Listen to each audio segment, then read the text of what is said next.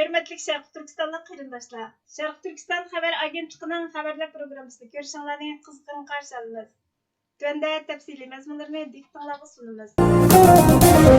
Şərq Türkistan sürgündə hökuməti Arfiya Ablat xanımның Yaponiyanın muavin tashqi ishlar ministri bo'lib tayinlanganligini tabrikladi. Uyg'ur nasllik Arfiya Ablat xanım Yaponiyanın muavin tashqi ishlar ministri bo'lib saylangan. Arfiya Ablat xanım Uyg'ur millatidan kelib chiqqan yaponiyalik siyosatchi. Uning dadisi Uyg'ur, anasi o'zbek bo'lib, u 1988-yili 16-oktyabr kuni Yaponiyaning Fukuoka o'lkasidagi Kitakyushu shahrida tug'ilgan. Arfiya Ablat xanım 2022-yildagi Yaponiya parlamentining Kengash palatasi saylimida Erkin Demokratlar partiyasining kandidati bo'lib qatnashgan. 2023-yili 4-oyda Chibaning 5-rayonidagi qo'shimcha saylimida Yaponiya vakillar palatasiga saylangan. Arfiya Ablat xanım 2025-yili 10-oyning 22-kuni Yaponiyaning yangidan saylangan bosh ministri Takaichi Sanaining hukumatida muavin tashqi ishlar ministri bo'lib vazifaga tayinlangan. Arfiya Ablat xanım Xitoy tajovuzchi hukumatining Sharq Turkistonda olib berayotgan irqiy qirg'inchilikni ayblab kelmoqda. Sharq Turkiston surgunda hukumati 23-oktyabr kuni Arfiya Ablat xanımning Yaponiyaning muavin tashqi ishlar ministri bo'lib saylanganligini tabrikladi va Xitoyning Sharq Turkistonda davomlashtirayotgan ishg'ol, mustamlikachilik va irqiy qirg'inchilik jinoyatiga, Xitoyning Hindi Tinch okeanga, erkinlik va adolatga bo'lgan tahdidiga qarshi texmi ahamiyatli xizmatlarni ishlashini talab qildi. Sharq Turkiston surgunda hukumatining tashqi ishlar va bexatarlik ministri Salih Xudoyor 11-oktyabr kuni Milliy ko'rish kanalining ziyoratini qabul qilib, Sharq Turkistonning o'tmishi, buguni va kelajagi bo'lgan istikini anglatdi. Muxbir, biz Sharq Turkistonning konkret ahvoli haqida bo'libmi 12-oktyabr kuniga munosabatlik ahvoli haqida suhbat olib boramiz. Salih Xudoyor 1949-yili 12-oktyabr kuni Xitoyning Sharq Turkistonni ishg'ol qilib olgan xotir kuni. Siz Sharq Turkiston surgunda hukumatiga vakolatan bu kunga qanday qaraysiz? Bu kun motam kunimidi yoki qarshilik ko'rsatish kunimidi? Yoki yangidan vatanini qaytarib olish kunimi deb so'raganida Sharq Turkiston surgunda hukumatining tashqi ishlar va bexatarlik ministri Salih Xudoyor javob berib, shundoq, bu kun Sharq Turkiston xalqi uchun motam kuni. Chunki Xitoy bu kuni Sharq Turkistonni ishg'ol qilib olgan. Garchi Xitoy besib olgan bo'lsa-mu, bizning xalqimiz kuchining yetishicha qarshilik ko'rsatdi. Xalqaro jamiyatning, dunyo xalqining bizni tingshuvchilarning samiga shuni solmoqchimanki, Xitoy ishg'ol qilib olishidan ilgari bo'libmi Stalin, Mao bular kelishib Sharq Turkistonni ishg'ol qilib oldi. 1949-yili avgustdan ilgari shu planning bir parchasi sifatida Sovet ittifoqi Sharq Turkiston Jumhuriyatining yuqori darajalik ministrlarini, xodimlarini Sovet ittifoqida chaqirmoqchi bo'lgan yig'inga da'vat qildi. Ular 24-avgust kuni Sovet ittifoqiga bordi. Sovet istixborot organi KGB'dan burunqi MKGB'ning boshlig'i Sudi Platovning 1988-yili nashr qilingan Alayda vazifa nomli kitobidagi aslimalarga asoslanganda ular mustaqil Sharq Turkistonni Xitoyning egallab olishiga qarshi turib, Sharq Turkistonning mustaqilligida ching turganlikdan ularni o'ldirish maqsadida aeroplan qazosi sahnasini tayyorladi. 1949-yili 27-avgust kuni Sovet ittifoqidan Beyjingga qarab uchgan aeroplan Sibiriyada so'qilib yuz bergan voqeada vafot bo'lganligini e'lon qildi. Amaliyotda bu butunlay yolg'on edi. Xalqimiz buni azaldan qabul qilib boqmadi. Xalqimiz ularning Sovet ittifoqi tomonidan o'ldirilganligidan gumon qildi. Sovet ittifoqi yiqilgandan keyin biz buni jazmlashtirdik. Shundoq bo'lishiga qaramay, xalqimiz imkonining yetishicha taqobil turdi. Ammo Xitoy 1949-yili 12-oktyabr kuni ishg'ol qilib oldi. 22-dekabr kuni mustaqil Sharq Turkistonni ag'dirib tashladi. Ondan rasmiy ishg'ol qilishga boshladi. O'tgan 70 yilda Xitoy Sharq Turkistonni ishg'ol qilib olgandan boshlab, kishining tenini shurkundiradigan shaklda hamkorlashib, qonni to'ng'iladigan cheklamalar bilan Sharq Turkistonning kulturi, dini va milliy kimligini yo'q qildi dedi. Riyosatchi rayon ichi va sirtida qanday qarshiliklar bor deb so'raganida, tashqi ishlar va bexatarlik ministrimiz Salih Xudoyor Xitoyning Sharq Turkistonga kirgandan keyin qilgan tunji ishi atalmish ozod qilish nomi ostida ishg'ol qilish va bo'ysundirishdan iborat bo'ldi. Va buni Sharq Turkistonni sirtqi imperialist kuchlardan ozod qildik deyishdi. Amaliyotda Sharq Turkistonni ishg'ol qilib olgan ishg'olchilar Xitoy tajovuzchilarining o'zi edi. Xalqimizning mustaqillikni asliga keltirish g'oyasini buzg'unchilikqa uchratdi. Bizga avtonomiya huquqi beramiz deb o'yin o'ynadi. 1955 yili 1-oktyabr kuni Sharq Turkistonni Şinjan Uyg'ur avtonom rayoni deb atadi. U xalqimizning mustaqillik g'oyasini buzg'unchilikqa uchratadigan bir imizga edi. Xalqimiz bu bir taraflılık qararını rad qildi. U chaqdagi Sharq Turkistondagi bizning rahbarlarimiz avtonom rayonni rad qilib 1957 va 1958 yillari Beijingga nurg'ulg'an vakillarni avatib, Xitoyning va'dasida turishini talab qildi. O vaqtda ular 3 yildan 5 yilgacha ijtimoiy jamiyatni taraqqiy qildirib chekindiganlik va'dasini bergan edi. Necha 10 yil o'tib ketdi, bizning ijtimoiy jamiyatimiz taraqqiy qildi. Ammo Sharq Turkistondagi masalaning yildizi Xitoy shovinizmi, Xitoy ishg'oliyati. Shunga chiqib ketishing kerak dedi. Shu chaqdagi davlat axboroti xalqimiz va rahbarlarimizning atalmış avtonomiyani rad qildiganligini, mustaqillikni asliga keltirishni xohlaydiganligini xabar qildi. 1958 yildagi o'ngchilarga qarshi harakatda ular Sharq Turkistondagi mustaqillikni talab qiladigan rahbarlar, qisqasi barliq rahbarlarni tozaladi. 1950 yildan 1970 yilgacha Sharq Turkistonda qurolli partizan urush partildi. 1960 yili Xitoy bilan Sovet ittifoqining munosabati buzilgandan keyin Sharq Turkiston miqyosida Sharq Turkiston Xalq partiyasining boshchiligida qurolli qarshilik ko'rsatishga urindi. Sharq Turkiston Xalq partiyasining orqasida shu vaqtdagi avtonom rayonning muavin raisi, shuning bilan bir vaqtda Sharq Turkistondagi Xalq ozodlik armiyasining muavin komandiri, Sharq Turkiston armiyasining sobiq komandiri bor edi. Xitoy uni 1971 yili o'ldirdi.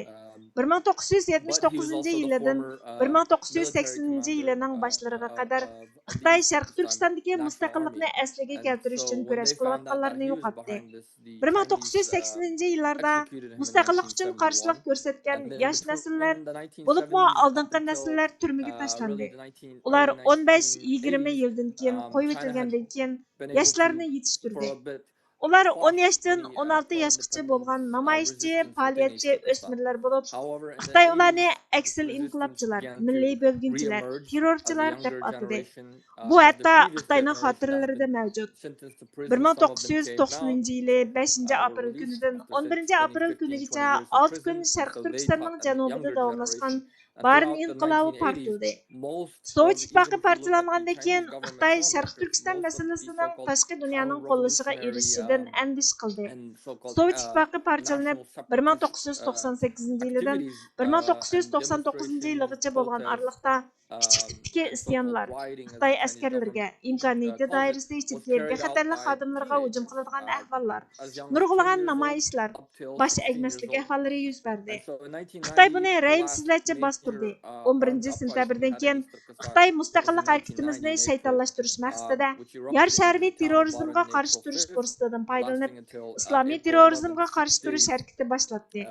Garchi xalqimiz izchil turda qarshi turgan bo'lsa-mu, Xitoy ishg'oliyatiga qarshi kichik tipdagi qarshilik ko'rsatish harakatlari yuz berib turdi. Har qanday qarshilik harakatlari Xitoy tajovuzchilari tomonidan qattiq bostirildi. 2014-yilga kelganda Xitoy atalmış terrorizmga qarshi turish bahonasi bilan xalqimizga irqiy qirg'inchilik yurgizish maqsadida xalq urushi boshlatdi. Natijada buningga qarshi boshlatgan bizning tinch namoyishimiz irqiy qirg'inchilikning to'nilishi, irqiy qirg'inchilikni oxirlashtirish, mustaqillikni asliga keltirish, mustamlikadan qutulish ko'rishimizning to'nilishiga yo'l ochdi dedi. Muxbir Sharq Turkiston masalasida Xitoyga taqobil turish uchun nimalarni qilish, xalqarodagi cho'ng kishilar qaysi yo'lni tutish kerak deb so'raganida Tashqi ishlar va bexatarlik ministerimiz Salih Xudoyor ular Xitoyning davlat bexatarlik manfaatiga, uzun muddatlik egilik huquqiga tahdid ekanligini bilmaydi. Masalan, mushu yerda ular Xitoyni tushunmaydi. Xitoyning tahdidini his qilmaydi. Ularning turli kelishimnomalar orqali Xitoyga tinch muhit yaratishi Xitoyni texmi kuchaytirdi.